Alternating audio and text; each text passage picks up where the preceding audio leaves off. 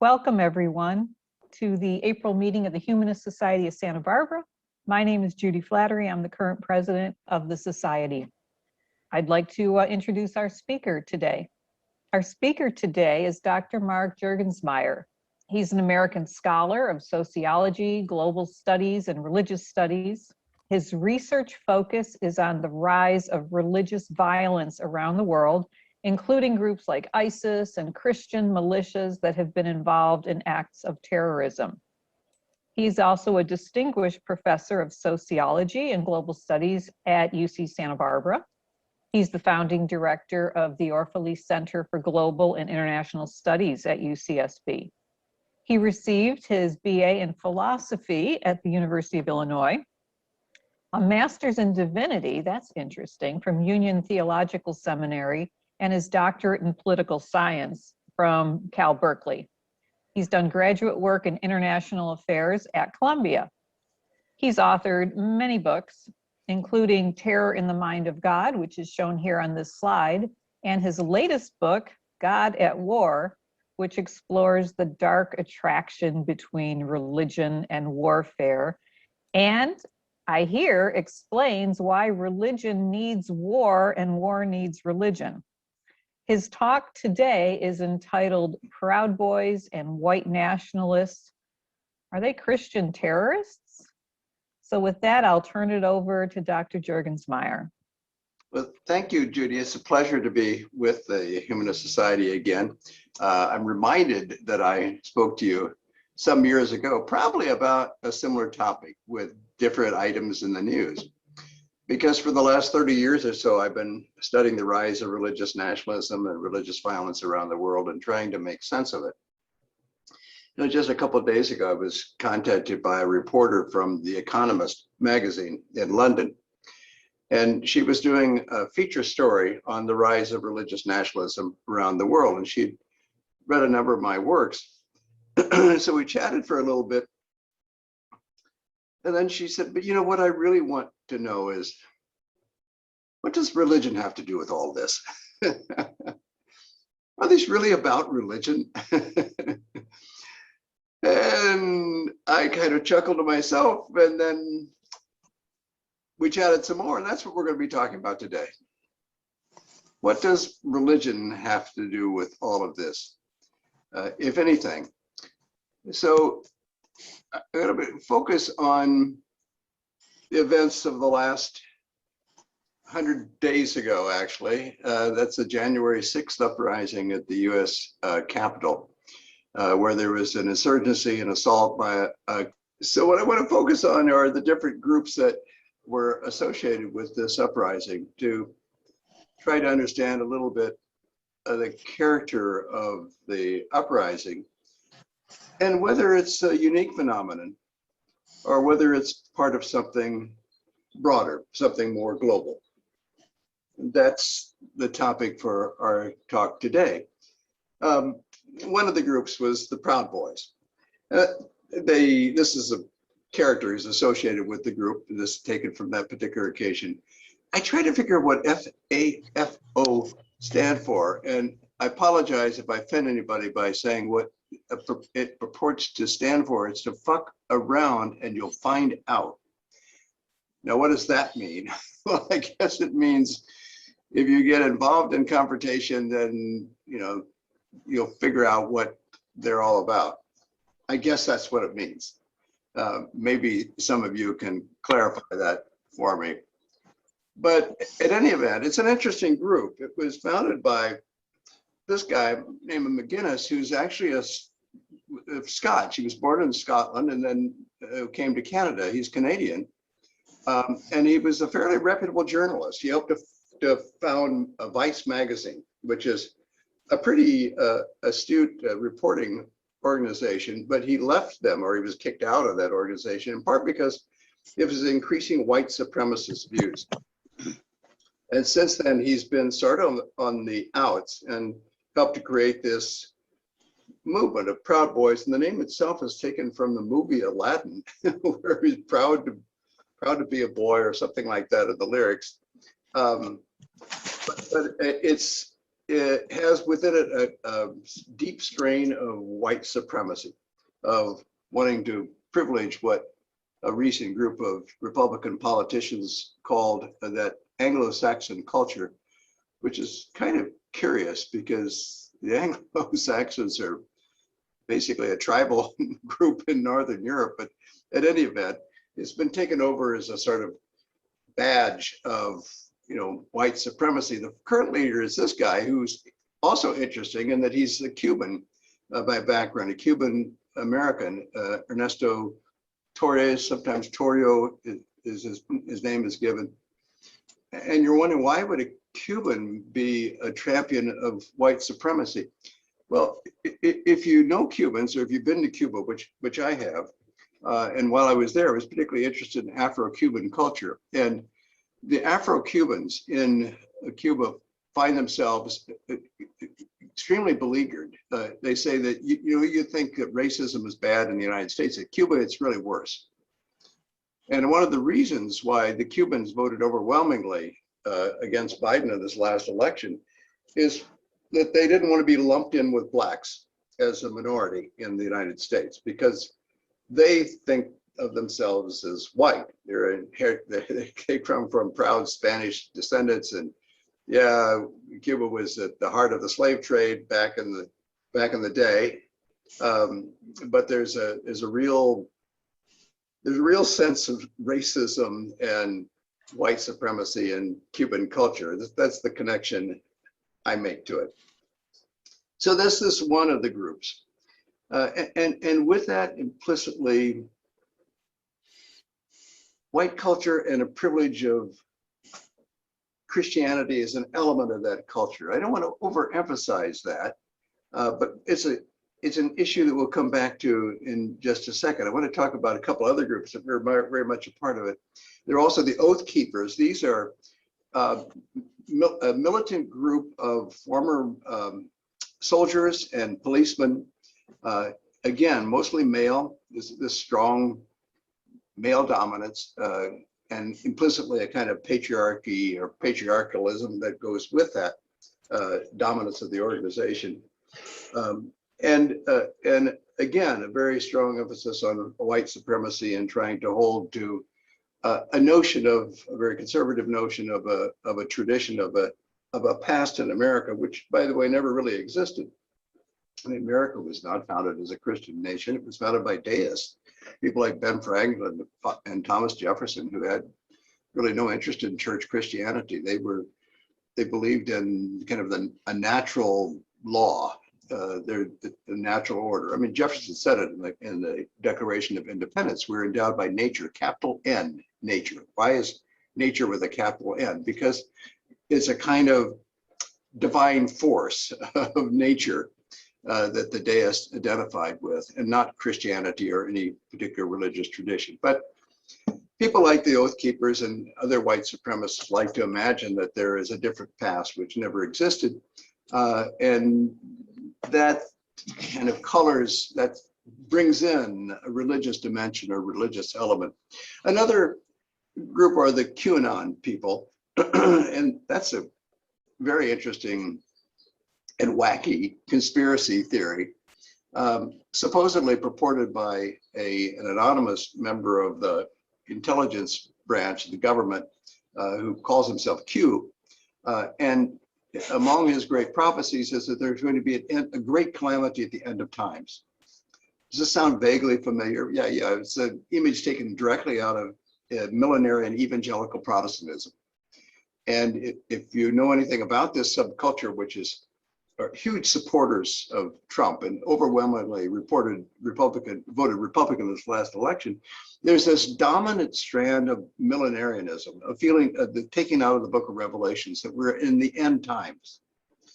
And there's a series of books called that relate to the end times prophecies about people who did not go up to heaven at the time of the Great Revelation, they weren't redeemed, but they were left behind.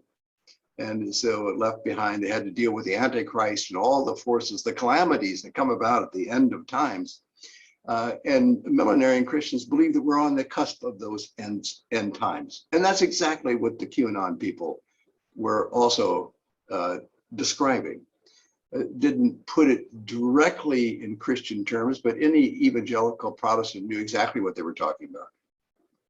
But interestingly, it's not a Christ figure, but it's Donald Trump, who is this savior who is going to save the country at the end times in his second term in office, which is why it was so crucial that he had to win office in the second term.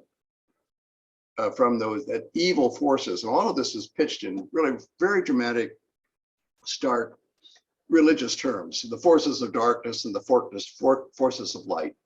And the forces of darkness include not just political leaders like Hillary Clinton and of course Biden, but also, certainly Obama, but also journalists and celebrities, all of whom are regarded as a part of this cabal. To keep the forces of good taking place. And they are certified evil. You know that because they're pederasts. They have these child, swapping and child kidnapping rings that supposedly, one of which was in a pizza parlor in Washington, D.C., that absurd incident where some guy came in and started shooting up the pizza parlor because they wanted to know where the kids were kept. I mean, these would all be so ludicrous if they were not believed so fervently by people who actually do pick up arms and actually do get engaged in violence. So there is this image of religiosity behind QAnon, as there is behind the other groups as well. This is the shaman, the QAnon shaman, famously pictured. You saw him, and taking over the Senate chambers and standing where Mike Pence ordinarily would be sitting and kind of showing off. and his sign says, "Hold the line, patriots, God wins." There's a sense that God is behind this struggle. It is not just an earthly struggle, it's a religious struggle of some sort.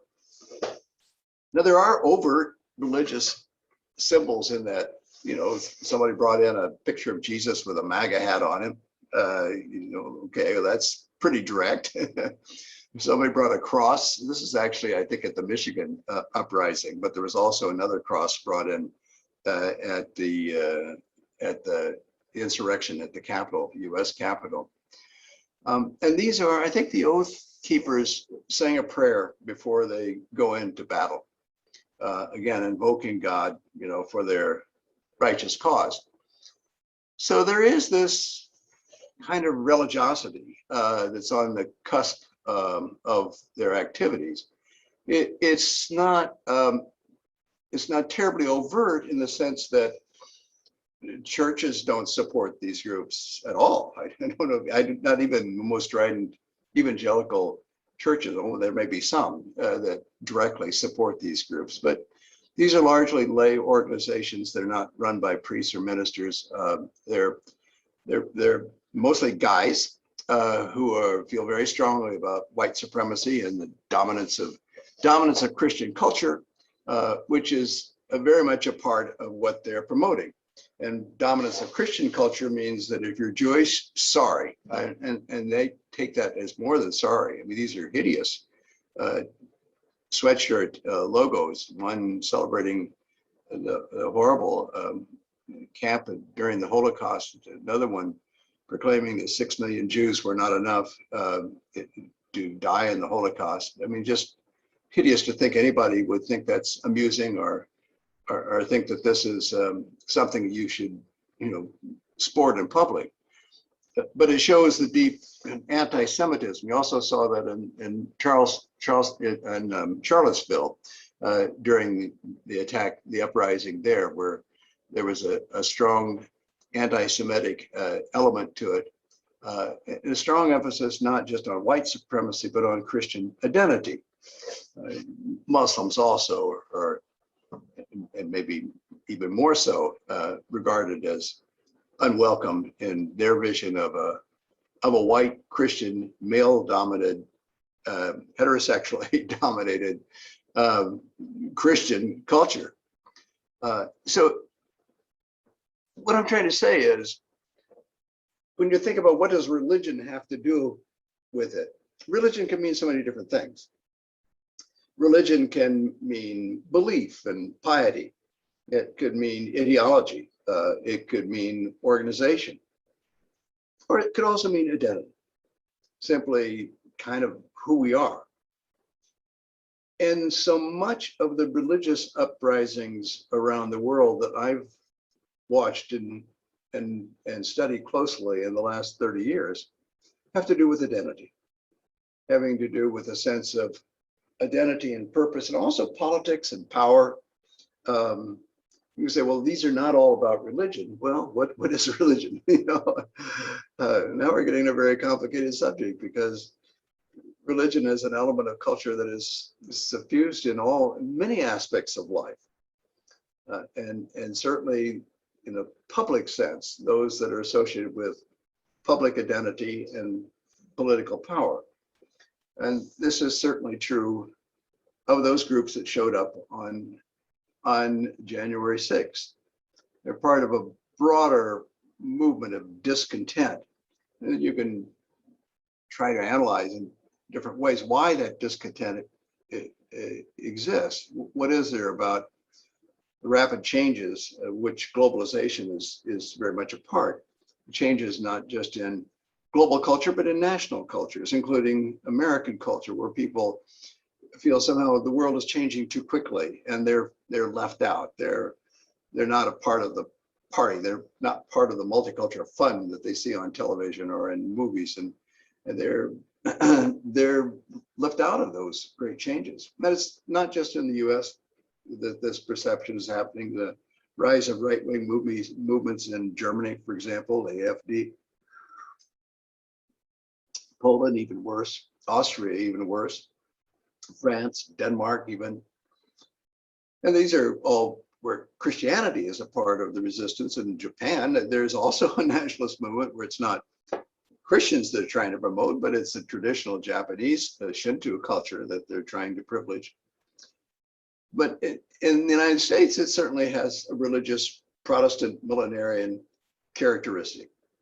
That it's yes, it's a political movement, but yes, it's a movement to try to recreate an imagined past, which really never existed, of a certain kind of Christian privilege. I mean, certainly the white privilege has existed throughout most of American society, but the notion that this is how the country was designed, that's the purpose. And you see Putin playing on the same kind of card, which is really interesting. Here's an old communist who suddenly he's just really good buddies with the Russian Orthodox Church in Russia. He couldn't be happier with them. So if Christianity can be useful to help solidify his power and influence, well, he's quite willing to take them on.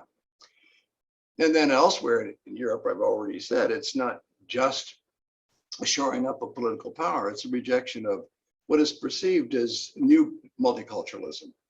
It's the new waves of immigrants that are an assault on people's ideas of what a traditional German or French or British society might be.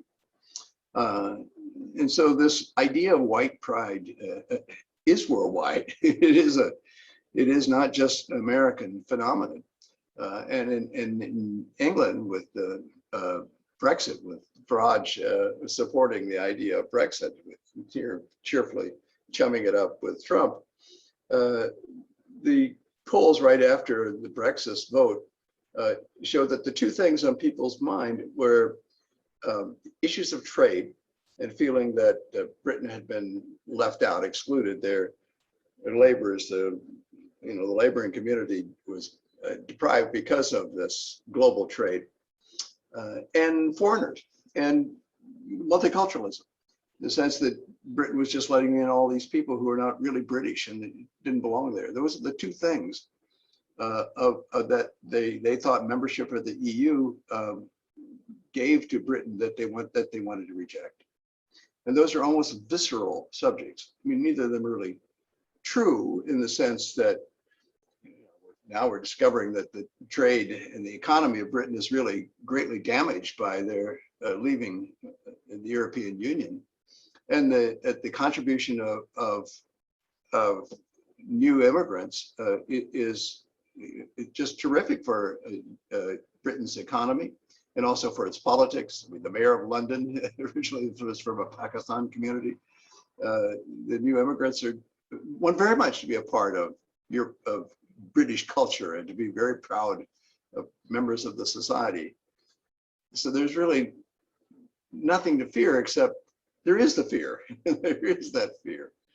And it's in Britain and it's in the United States. Interestingly, after Trump's election, the first things I did after I had trouble sleeping that night, I have to admit, with the next morning was to read the New York Times to see from the exit polls what were the two issues that fueled Trump's voters the most. And they were exactly the same as those that fueled Brexit. Fears of trade, feeling that the US was losing out because of globalization through international trade, especially to China, and fears of multiculturalism. All these foreigners coming in and changing the character of society. And the US is no longer a white Christian nation again. Issues of identity, pride, politics, remarkably the same in different parts of the world. And it's not really a recent phenomenon. As I said, I've been studying this for 30 years, including in the United States. And when I first started studying in the 1980s and early 1990s, there was the Aryan Nation and Richard Butler, and then this kind of neo-Nazis that were the voice of a very strident Christian religiosity. And then there was Timothy McVeigh, who, in his attack on the Oklahoma City Federal Building. I know most of you don't think of that as a religious attack because it wasn't portrayed that way in the media. It wasn't in the interest of either the prosecution or defense to be pitched that way. But when I did a little research on it, I discovered that in the trunk of his car when he was caught, there was multiple copies of the Turner Diaries, which was his favorite book. He used to hawk it at gun shows. And the Turner Diaries always was all about this new order, a religious order called capital O order of true Christians that were going to reign supreme because of the liberal Christian establishment, including the evangelical churches, which you'd think they would accept, but no, they even thought they were co-opted by the American liberalism and acceptance of multiculturalism. And so it took this new order of men, righteous men. Of course, they were all guys in kind of a militant, manly organization, described in just those sexist terms, that was necessary in order to recover the true Americanism. And the Turner Diaries describes an attack on this federal building, the State Department in Washington, D.C., through using blue tubs of fuel oil and fertilizer placed in a rented truck in front of the building and blown up. It's exactly the way that Timothy McVeigh blew up, not a federal building in Washington, D.C., but one that was closer at hand in Oklahoma City, in exactly the way that was described in the Turner Diaries, this book written by a neo-Nazi. And he had visited just before that Christian identity encampments in Arkansas. And so he was conversant with this whole subculture of Christian militants that's been around, as I said, for some 30 years in the United States. So he was, in that sense, a Christian terrorist. Yeah, he wasn't church going and wasn't stridently religious. He couldn't quote anything in the Bible. That's not the point. It was the Christian identity that he was trying to preserve, and that sense of implied displacement.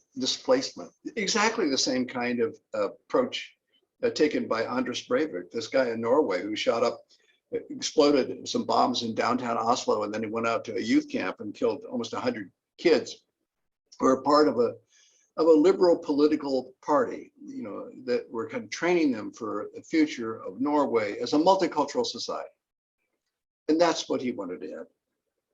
Because in his manifesto, I'd been to Norway just before that. So it was members of some journalists with the Norwegian television contacted me, and we spent all night looking at this manifesto, trying to figure out why it was called 2083. And that happened to be a date that was the anniversary date of the Gates of Vienna incident, which was in Breivik's mind the last time that Europeans were able to keep this horde of Muslims from taking over Europe.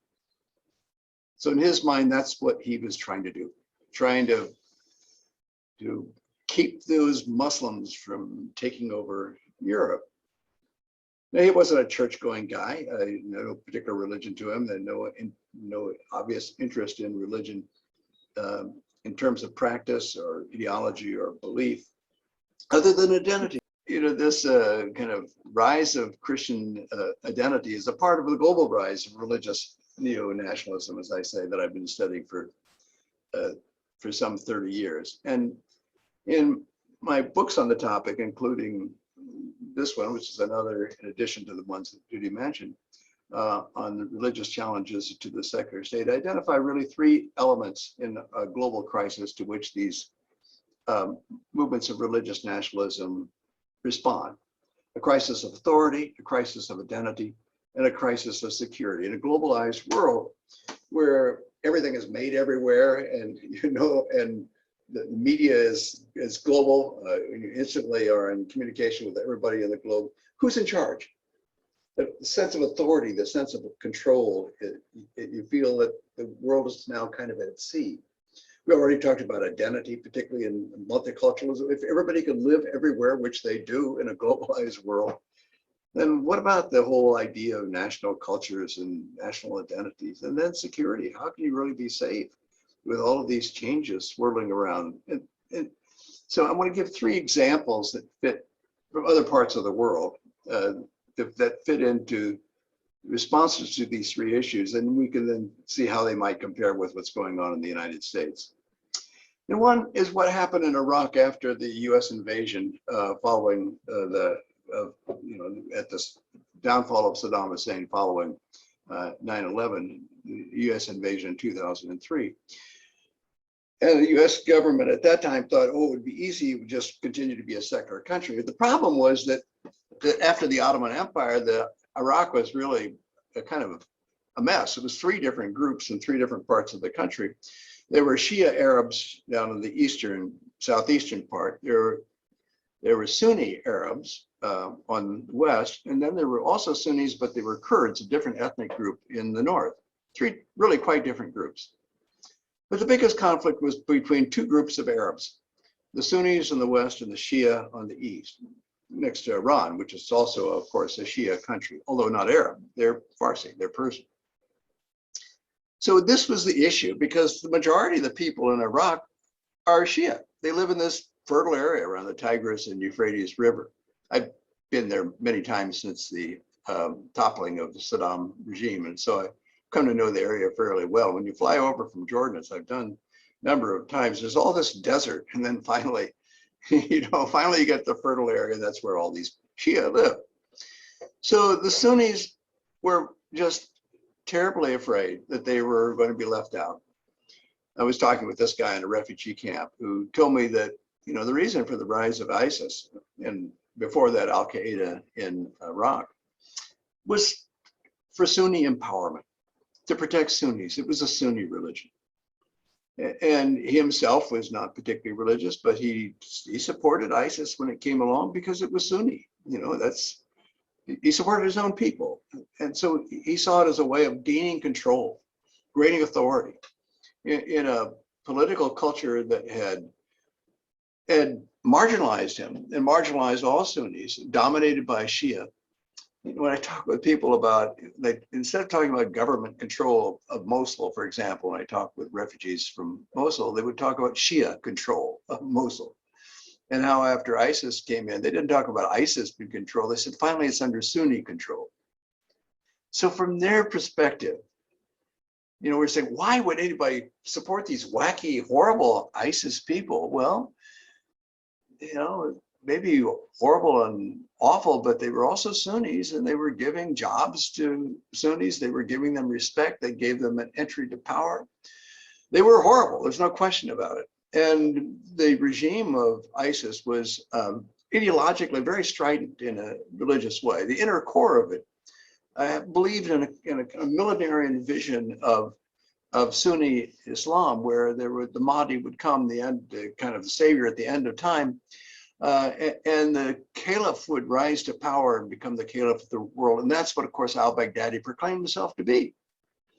And so with that authority and with ethics that were traced back to early days of Islam, in actually dubious connections, most Muslims around the world would regard ISIS as just wacky, the way in which we do. And yet they claimed a certain amount of legitimacy, and that inner core saw themselves as a legitimate Muslim sect. But the majority of the people who followed them really didn't care about these things. All they cared about was Sunni empowerment. And so when there was a blitzkrieg of ISIS forces throughout eastern Syria and western Iraq, this area of Syria is dominantly Christian and Alawite. Alawites are a kind of Shia sect. And Bashar al-Assad, the leader of Syria, is from that Alawite sect, which is why all of these Sunnis and the rest of Syria feel left out, which they are. They are kind of treated as second-class citizens in their own country. The same as the Sunnis over here, same kind of people. They're just speak the same. They are the same people. I mean, this division between Syria and Iraq, it was an artificial decision. It came after the end of the Ottoman Empire, by the British, when they just drew a line through the sand, said, okay, we'll call this Syria and call this area Iraq. So they're all the same people. So of course the movement just spread like wildfire throughout the area. These Sunnis were so delighted to see a Sunni regime come to power. Yeah, they're pretty awful, horrible people, but there are people. They are Sunnis. And it went all the way up to Mosul. And then eventually, of course, the power was degraded and ISIS was defeated. But if you go to those refugee camps, which I have on a number of occasions near Mosul, and talk with some of the people who had supported ISIS, you can see that, during the heyday, at least at first, these guys were so happy to be a part of a regime that privileged Sunnis and gave them some power and some influence. Now, over time, they said the movement got even more paranoid and they started picking on their own people, and they themselves were in prison. One guy because he would smoke cigarettes, the other guys because he was listening to Western rock music on his radio that he got from Erbil across the border. And they despised the extremism. This guy over here told me that he refused to go to the mosque because all he would do is harangue people from a political perspective. And he said that killed him on religion. He's never going back to a mosque again in his life. So, they were, for them, it was never ever a religious issue. In fact, the religious part of it was something that they just, they could care less of it. But they are Muslim in the sense they are Sunni Muslims, and that's what was being privileged. It was that sense of power that they had, at least for a brief period of time, because now, of course, Mosul has been destroyed. Over and over again, these people would say, why did you Americans destroy Mosul? They hold us and American firepower responsible, which of course is true. And of course, if I say was to get rid of ISIS, and they said, well, we didn't want ISIS either, but we didn't want our homes to be destroyed. And so now, this is what they have to go home to, which is say nothing, which is why most of them, hundreds of thousands, are still in these refugee camps that I've been visiting. And they're wondering what next, what's going to happen to them. I mean, the conditions are ripe for a new kind of ISIS and a new kind of attempt to proclaim Sunni empowerment. That crisis has not been resolved by a long shot, in part because of the inability of either the Syrian or the Iraqi government to be free of its Shia base and be receptive to the political involvement of the great numbers of its population who are Sunni Arabs, and who then for that reason, supported ISIS. Maybe ISIS won't rise again, but there may be some other Sunni movement that will. And it will also be religious in a sense of, that sense of identity and empowerment. And so identity is indeed the second example I want to talk about. And that's in the country of Myanmar, which is a Buddhist country. And you're saying, oh, good, those Buddhists, they're all for nonviolence and peace, right? Ooh, well, I hate to break the news to you. Yeah, and that's the way it's supposed to work. But in Myanmar, it's not working like this. These are angry Buddhist monks who are attacking Muslims. This tiny little minority of Muslims, just a fraction of few percent, mostly up in the Rohingya, most of the Rohingya, these Buddhists up in the Akane area, which is near the Bangladesh border. And they're also Muslims. When I was recently in Myanmar, I went up to Mandalay, and there are a number of Muslims who live around there who are not Rohingya, and they are also being attacked. They're seen as, the fear is that there is this global rise of Muslim politics, and they think that's going to affect Burma. Well, that's wacky. I mean, how, it just makes no sense.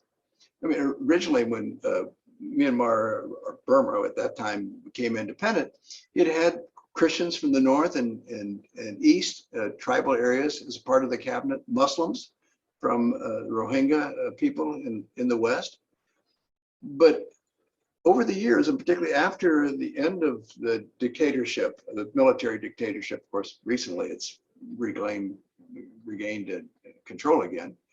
But in that period of kind of now what, and a kind of uncertainty about Burmese identity in that kind of fragile political moment, this movement began of anti-Muslims. Those Muslims, they're the ones we should be afraid of. They're the ones who are ultimately trying to get us, and we've got to do what we can.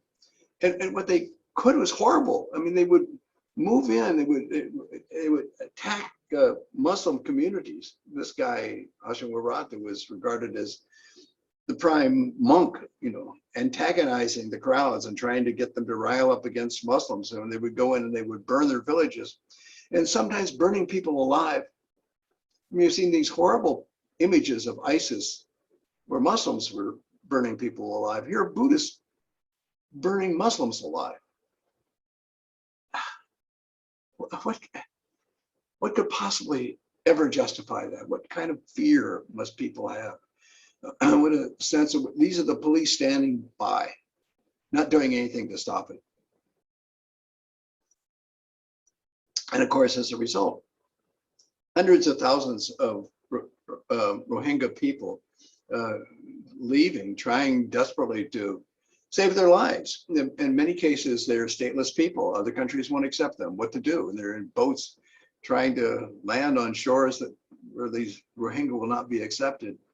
It's a tragic situation, and those that are still there often are facing the genocide of mobs supported by the police. As I said, this guy was regarded as the face of Buddhist terror. Here he is reading his own story. He had just been on the cover of Time magazine about 2 weeks before I met him. So I went to Myanmar primarily to meet with Weratu, to try to understand him, figure out where he's coming from. And when I came into his office, his study, which by the way, on the wall, you don't see it on this angle of picture, that he has all the clippings, all the stories about him, including the ones that criticize him ruthlessly. I mean, he really loves this media. He loves all these stories about him. He has a whole wall full of these clippings. But when I came in, he kind of cheerfully laughed. He said, "Do I look like a terrorist?" Because he had just been on the cover of Time magazine as the Buddhist face of terror. And I felt saying, "Yeah, you look like all the other terrorists I've interviewed."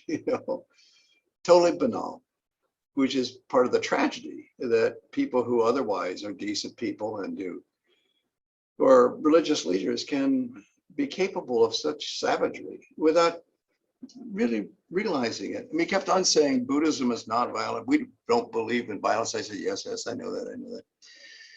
And then I thought, how can I get out of this trap of, oh, Buddhist is non-violent? And I said, but Buddhists sometimes need to defend themselves. He said, yes, that's right, against our enemies. I said, oh, really? Who are those enemies right now? He said, those people that are trying to attack Buddhism. I said, well, who are those? He says, those Muslims. And then out came this venom and this sense of, paranoia about how the Muslims are about to take over the world. And he went in almost into autopilot into what must have been some of the speeches that he would give in front of the crowds to try to rile them up into attacking the Muslims. And all behind this is this fragile sense. He said, look at a map. He said, look at the map. You see this map of the world. He sees this huge wash of Islam. And then Burmese Buddhism, and he talked about Burmese Buddhism as if it was a special kind of Buddhism. It exists just as this one little teardrop spot. And we're in danger of being forever dashed away in the sea of Islam. That was how he imagined. He'd been reading all the news. He's following the global news. He saw about all the rise of Muslim violence and Muslim terrorism. And so he linked that with what was going on in Myanmar in a tragic kind of way. What a strange sense, but understandable sense that in this globalized world, this sense of identity, who are we to try to, and part of the response to that is, well, we know who we're not like them. I'm working on a book now on religious othering where that we've decided on the title is, thank God we're not like them. Where, the way of religion identifying who we're not like, that is how we identify who we are like. Well, the third example I want to give has to do with security. And this is another case study that I've looked at recently. Although, by the way, these are for a book that's coming out, it's in press with the University of California Press on how terrorist movements end. And I was particularly interested in this case study from Mindanao because they've been involved for many decades in an attempt to try to give a sense of security to the Muslims of Mindanao, the southern island of the Philippines. As you know, the Philippines is mostly Christian, but there was an old Muslim kingdom in the south that still regards itself as separate, it still regards itself as different. But over the years, the Philippine governments have brought in a lot of people from the north to try to change the character of Mindanao and make it more Christian. So there's a real sense of fragility among the Muslims of Mindanao that their kingdom, their identity is being destroyed and their security as a people is being forever lost. And so they wanted desperately to have a state as some kind of a political identity that would be theirs. I'm in this Cotabato City, which is the center of Mindanao, and they put up a big sign saying, welcome to the autonomous region of Muslim Mindanao, which is a kind of hope, but recently it's become a reality because they did work out a negotiated settlement with the Philippine government, and the violence has largely come to an end. But not easily, and not after a lot of fighting and creating their own defense forces, their own security forces to try to give them this Muslim liberation force, to try to give them Mindanao Islamic Liberation Force, to try to give them their own security within the region. And this group also of militant Muslims, part of the separatist movement, that then identified with ISIS. And that was the problem, because they took over this city, Mawari, just a couple years ago. And I showed up, this is my picture, I showed up right after this invasion, where the ISIS group of Muslims in the Philippines, they're not from Iraq, they just identified with ISIS. And I think they were hoping to get some money from them. I think they got a little, not much. I think mostly they just wanted the kind of the street cred of being identified with a global, Muslim movement. But they were mostly Filipinos, and they were they took over the city, essentially held it in hostage, so their demands would be met. And the Filipino government, using American firepower, just bombed the crap out of it, just destroyed it. And you can see these buildings are, it looks like Mosul. The town was just totally destroyed as a way of destroying ISIS, or this ISIS-related group of the Mouthi brothers, and also Al-Sayyaf, which is another group, an extremist group related to the Mindanao movement that also identified with ISIS. So they joined forces with the Mountie brothers, and this is the way the town looked. And when I went there, I talked with a lot of people in the town, like this guy who's said he used to be very, he's not really all that favor of Muslim separatism. He respected what the government was doing, but he said after this, he says, the government is the enemy. And he saw his own kids, joining forces, and they wanted to join the rebel groups in the mountains. So the government really had its work cut out for it. But they did it. They managed to pull it off, in part because of this guy who had been the guerrilla general of the Muslim forces. And when I talked with him, he had already decided that they can't go on like this. They can't just keep up the fight with the government. They have to come to some resolution. So he was a part of a group, this major, the largest faction within the movement, not the Al-Saif group, not the group that took over Marwari, this town, but the major force within the Muslim separatist movement, and started negotiating with the government.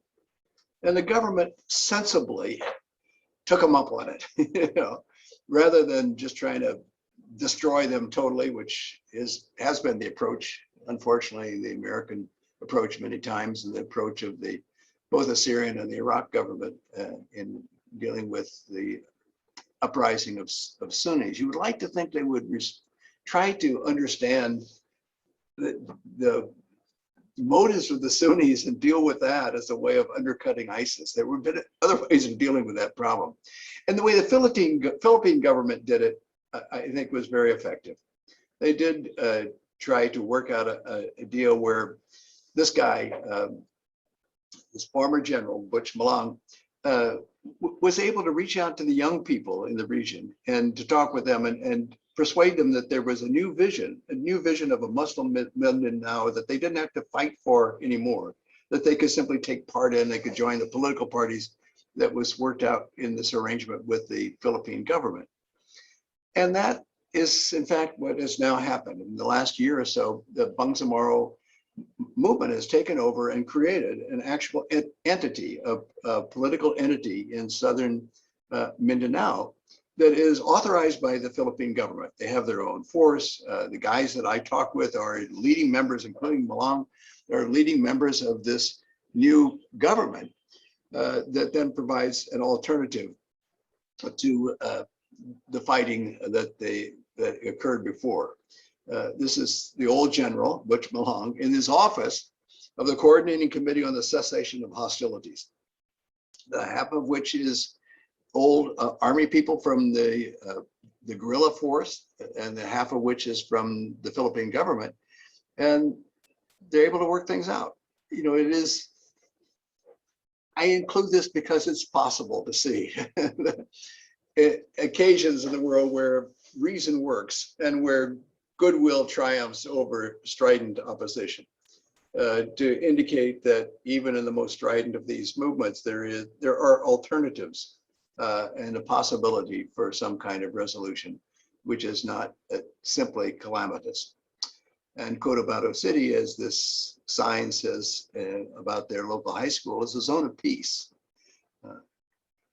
So religion and global politics. Why at this particular moment why in this particular moment of world history has religion become a force, not just in personal lives, but also in a public life, in a secular global world? Well, it comes back to these three things that I talked about: issues of identity, issues of authority, and issues of accountability, which are the crises of this globalized moment in our modern life throughout the world, where with the collapse of the old sense of nationalism, I know we're not through with the nation state, and yet this idea that we know who we are simply by where we're located is no longer the case, the way that it used to be even 30 or 40 years ago, where we knew who we were, and we knew who was in charge, and we knew who was keeping us safe. In a globalized world, all of those things are fragile. All of those things are uncertain. But religion gives you a sense of identity. It tells you who's in charge. It tells you what laws to follow and what leaders to follow, and it gives you that sense of deep security that religion can provide. So to my mind, it's not surprising that for good or for ill, sometimes, in many cases, it is for ill, but sometimes also it is for good, a sense that there is a possibility beyond the stridency that religion can also be involved in that would help heal the divisions and make it possible for people to live with a sense of integrity in a globalized world, despite the current rise of neo-nationalisms, kind of current religious violence around the world, whether it's in Iraq or whether it's in Myanmar or whether it's in Mindanao in the Philippines or whether it's part of the Proud Boys in Washington, D.C. My optimistic sense is there may be a future beyond this stridency. Well, I have talked longer than I planned to, but I look forward to our conversation. And so let's turn to that. Great, thank you. That was absolutely fabulous. I just loved how you wove all these different strands together. I have a new appreciation of what global studies is all about. Thank you for that. Do we have any questions for Dr. Juergensmeyer? Yeah, can you say a little more detail about how this worked in Mindanao? By the way, my wife is from Mindanao, and she grew up with walking past dead bodies on her way to school. And this was before the Muslim thing. So it seems like there had been a whole history there before the Muslim thing was an issue. But anyway, if you could talk more about how that piece was negotiated and how that might be applied with like the Proud Boys. Yeah, I mean, there are obviously different circumstances, but the critical ingredient in the peace movement in the Philippines, and I should say this, it's fresh, it's new, and there may be more uprisings, and I mean, it could collapse. It's, you know, we don't know the trajectory, but for right now, it looks pretty good. I mean, from all the people I've talked with, particularly the old guerrillas, the old fighters, they are ready to move on. They're ready, you know, to kind of move beyond the violence and the struggle. I mean, Northern Ireland is another example I could have taken. In Northern Ireland also, there were just decades of so-called troubles, you know, between the Catholics and the Protestants in Northern Ireland, and fierce and ferocious fighting and terrorism, the most brutal kind of torture from both sides, and bombing in London. And in that case also, if over the years, I think people just got exhausted and they wanted to move beyond that fighting. And it took strong, courageous people along the guerrilla movement. It also took very courageous people from the government side, the realization that you know, people can change and people aren't hopelessly mired in the same perspective, and who tried very much, and this is where it relates to the whole Proud Boys, to understand what gave rise to this sense of alienation and fear in the first place. Not that it can be cured, because I think at least some of it has to do just with the way the world is changing, and people who somehow who feel that they've been left out of those changes. But it also relates to the way that these fears are magnified by media and by politicians, and to somehow to get those responsible who have control over the media, and you see this now with Twitter and Facebook and YouTube, taking increasing responsibility for allowing the kind of insane lies and ranting and ideology that goes out over those media platforms that then simply fuel this antagonism.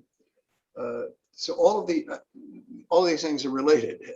To understand and to take seriously this sense of marginalization, and to try to find forms of inclusion, but also make sure that the conspiracy theories and the paranoia is not magnified by opportunistic politicians and media for their own financial purposes, the way frequently we've seen this in recent years.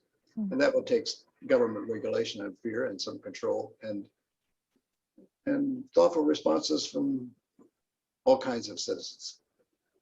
Thank you. I was wondering, speaking of government, do you have any comments on President Biden's withdrawal of all troops from Afghanistan by 9/11/21? Whoa. It's a gamble. And I understand much of it in the common sense used to be that the conditions for withdrawal would be based on changes by the Taliban, and that we wouldn't withdraw without those conditions being met. The problem is that when those conditions were set forth and agreed by Taliban, they almost immediately seemed to break them, in part because there's not just one Taliban. I have colleagues who study the Taliban, and there's different groups, and they don't always get along with each other. And sometimes groups may negotiate a peace, and the other groups will be angry that they were left out, and then they will attack even more fiercely as a way of showing that they're still in charge and that the other side is not powerful. So some of this violence is really due to internal tensions within the Taliban as a movement. So that's a real problem, you know. And in the meantime, the Taliban continues to increase its force.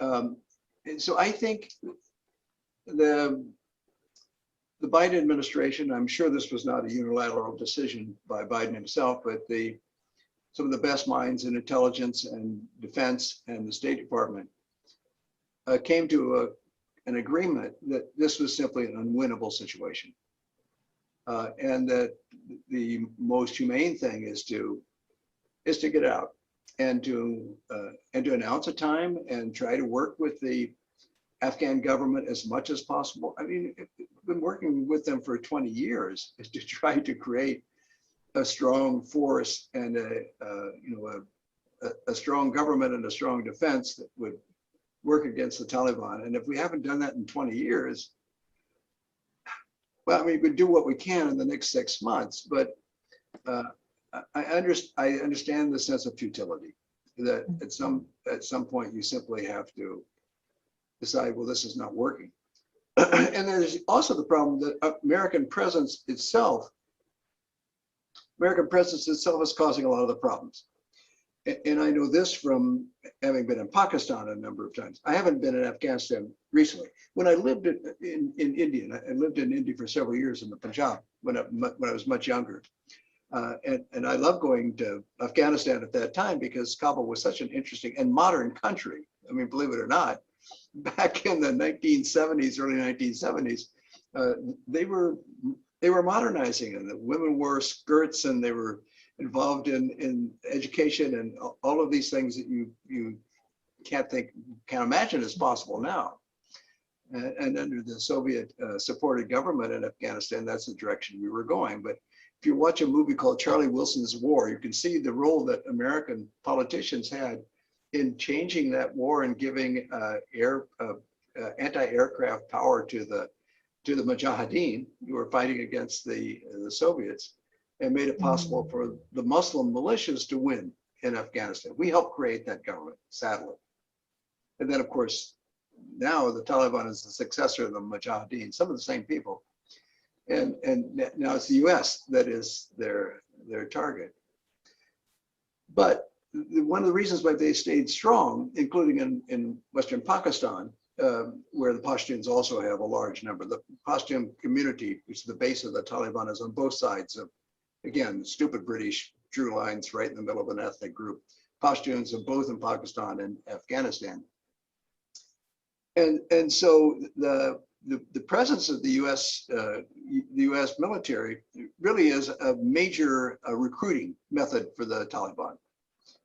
In whenever these drone strikes occur along the border, it's just front page news in Pakistan and in Afghanistan as well, I'm sure. We don't think about it because it's not killing Americans, right? But it has a huge impact there, and it's a huge recruiting device for the Taliban. So it may be possible that their support is actually diminished. It would also then give opening for Iran to get involved, because the major group that's ethnic group that is in opposition to the Taliban. Taliban is based on the Pashtuns. You look at an ethnic map. The other major group is the Tajiks, who are in the north near Tajikistan, and in the west.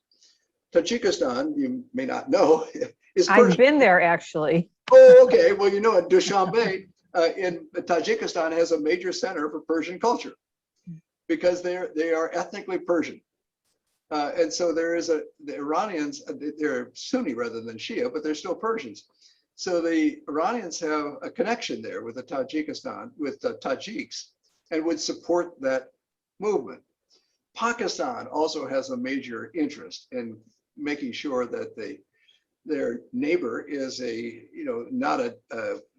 does not descend into chaos, and that so there are other forces in the region, and behind Pakistan, of course, there's also China and Russia and India, but particularly it's Iran on one side and Pakistan on the other. I think which will have major efforts to try to steer the developments in Afghanistan in a way that at least approaches some kind of stability or removes the worst forms of excesses of the Taliban. That's the optimistic perspective. And I think that's kind of what the Biden administration is hoping for.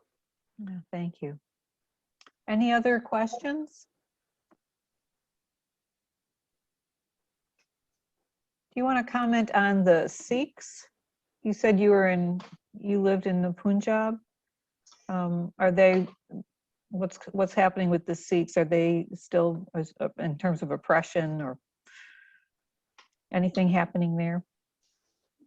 No, I followed very closely. That was really my first study of religious nationalism, because I had lived in the Punjab, and it was like my old students who were part of this uprising against the Indian government, this Khalistan movement led by Janal Singh Bhindranwale, which reached a fever pitch in 1984 with the invasion of the Golden Temple by Indira Gandhi by the Indian government, which killed Bhindranwale, the leader of the movement, and then she was killed soon thereafter by her own Sikh bodyguards. And then the violence really got even worse and didn't really become quelled until the 1990s.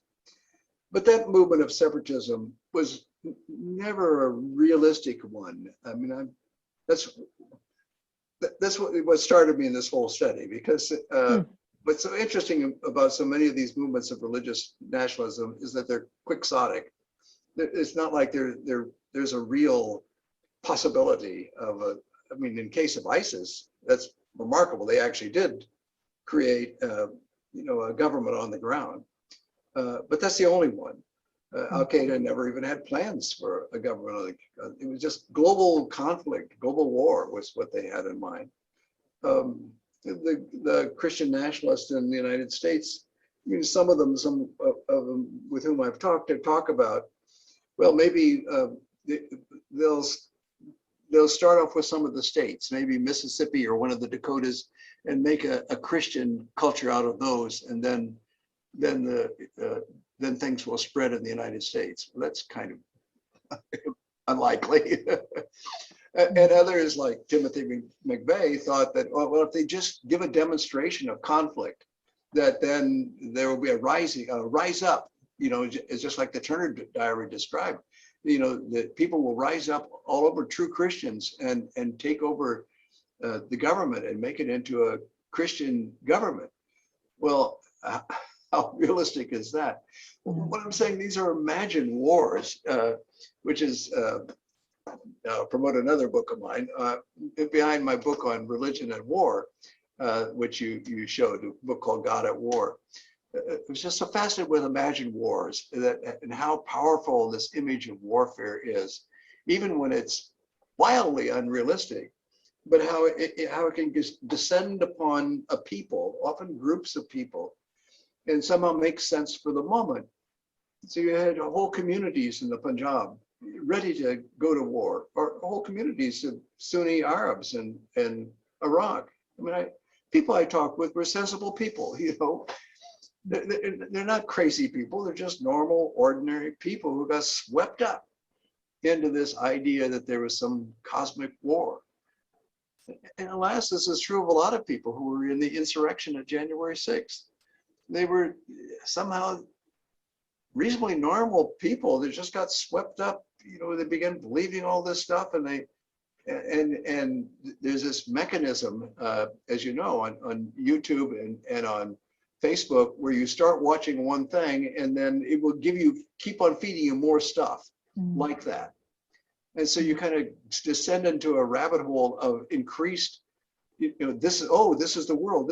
Your information gets narrower and narrower and wilder and wilder.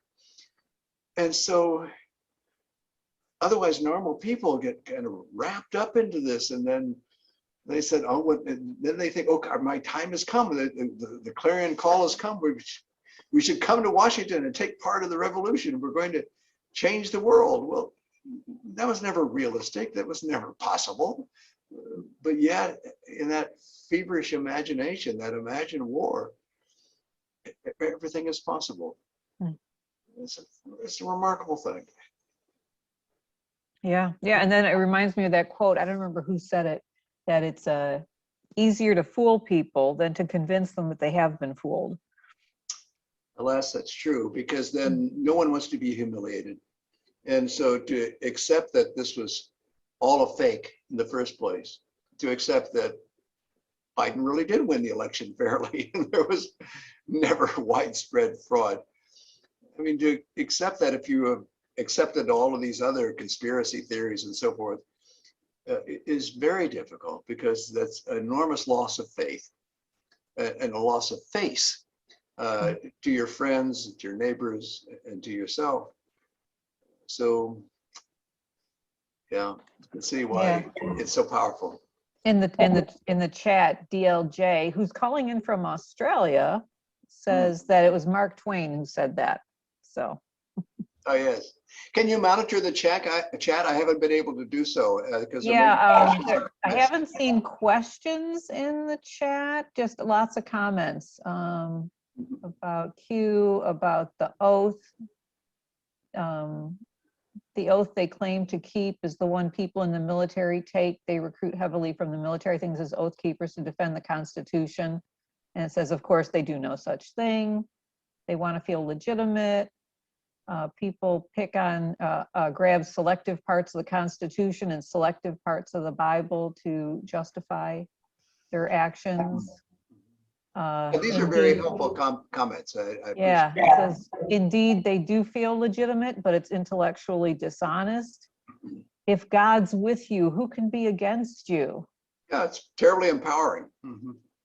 And then tongue in cheek, are they proud that we all originated in Africa? I think that was maybe the Cuban, at the time of your Cuban talk. Weird how all sides claim to be backed by God. They think we were all created by God just as we are. Evolution isn't highly regarded by those folks. So much for humility, smashing the ego. I think that had to do with the Buddhist terrorist. What all fascists have in common is justifying their hate and violence as defense. Censorship, quote unquote, on social media adds fuel to conspiracy theorist fire. Anyhow, thank you so much, Dr. Juergensmeyer. I too am a social psychologist at UCI, and my question is more in the sense of, in looking at religious nationalism within the United States, especially how the overall religious belief system of these Christian nationalists is a motivator to political belief and behavior. Do you find that there is any relationship with, let's say, parental upbringing, religious exposure, and fear of being ostracized and rejected from the tribe, so to speak, to be just pushed away?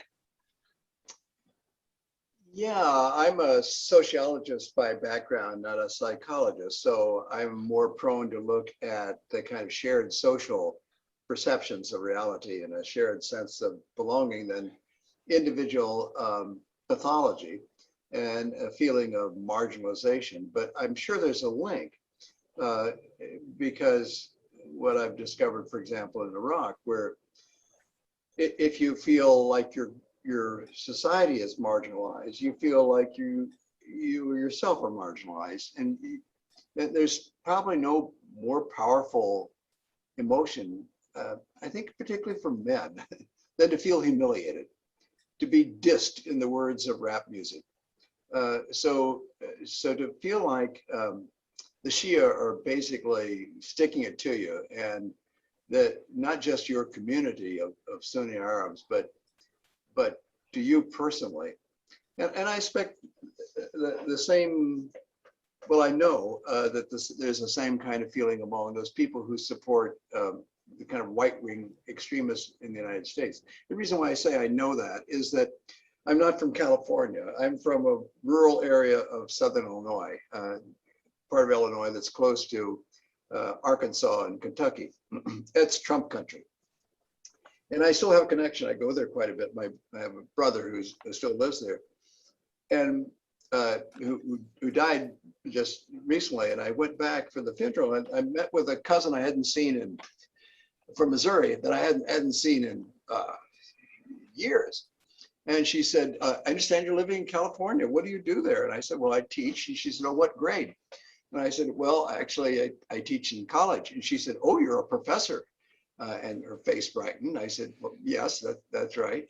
And then her face darkened, and then she looked at me and said, "Are you one of those liberals?" And I didn't know what to say. I'd never been accused of being a liberal, you know. And so I just blurted out, "I'm your cousin," which I think was a good answer to give.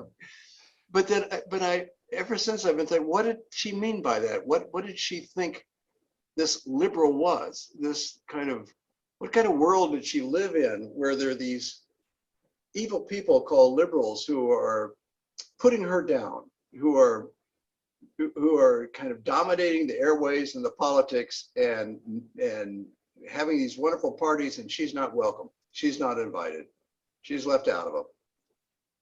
And I just try to make sense of that. How she could see me, her own cousin, in this category, but she was trying to make sense of the world that she had inhabited and that she was in touch with through the media in relationship to people she knew and things she knew. And so so Jeremy, in response to your question, I think, yeah, I mean, I think there is a connection between a personal sense of alienation and humiliation and a collective sense of the same. Thank you so Thank you. much. Dr. Juergensmeyer, thank you. Thank you so much for coming back and talking to us 15 years later. We really appreciate it. And we'll have you back in 15 more years, okay? Okay, I'll put it on my calendar. Put it on your calendar. And I hope all of these issues will be in the past, and we'll be talking about how peaceful and tranquil the world has become. We're certainly all for a world that works for everyone with no one left out. Yes. Thank you.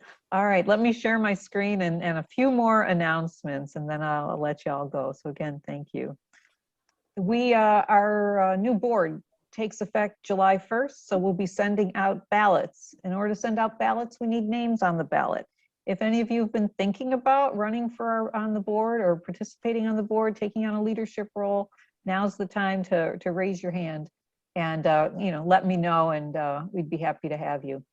Also wanted you to know that the board this week approved co-sponsoring a Secular Student Alliance scholarship for a deserving secular student activist. We're kicking in $500, and the Humanist Association of Orange County is kicking in $500, so it's a $1,000 scholarship. students write essays. They have to be secular activists on campus, and they write essays looking for people to read through the essays and pick the winner. So if you're interested in that, let me know.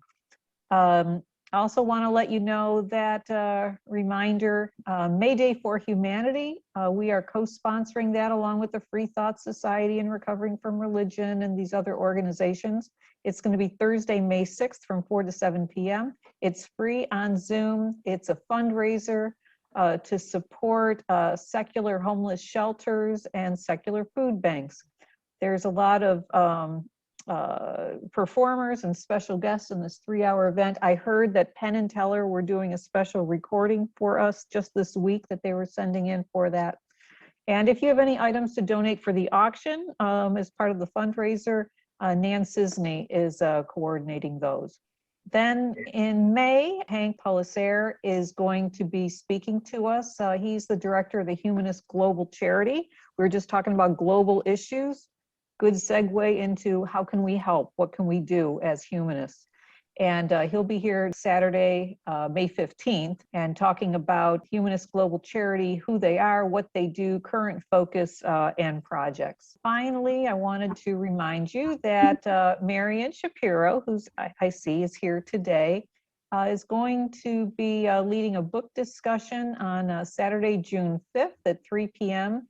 We're going to be talking about the book, This Is How It Always Is, which is the author had a transgender child and wrote a novel about raising a transgender child from infancy.